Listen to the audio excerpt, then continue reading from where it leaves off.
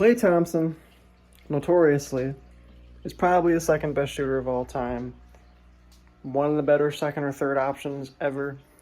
And when he goes nuclear, there's no one in the history of the game that I want more on my team when they're on fire than Klay Thompson. He seemingly cannot miss when he's on fire.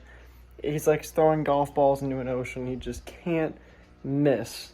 Go watch that 37-point quarter against Sacramento in 2013 to really see what I'm talking about. But a lot of Klay's fan base and or the Warriors fan base would take him over Ray Allen or Reggie Miller and think that he's a top 5-ish, top 6-ish shooting guard of all time. They can think that, but do I think that? Do I think Klay Thompson is a top 5 shooting guard ever? A resounding no.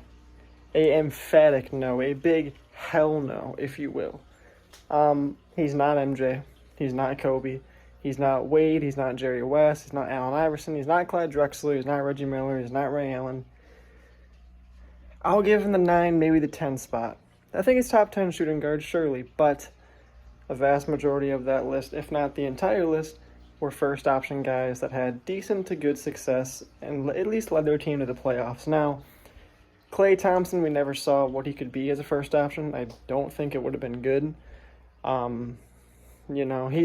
He's one of those guys that's perfectly fit for a second, third option kind of team. Again, the Reggie Miller, Ray Allen comparisons don't make a whole lot of sense to me. People like to think that Ray was just the Boston Celtics version that everybody saw. He wasn't. He was his own guy before that. He was the head honcho for Seattle for a couple years and solid first option. I think he did more than what Klay would have done had Klay been given the chance to play first option, but there's a reason he never got that chance. And notoriously, again, Klay Thompson, finals-wise, he's been the 6 of them. I can't tell you how many he's not showed up in. I'd probably say all six of them, honestly. He's maybe had one good series, probably the Toronto series in 2019 before he tore his ACL.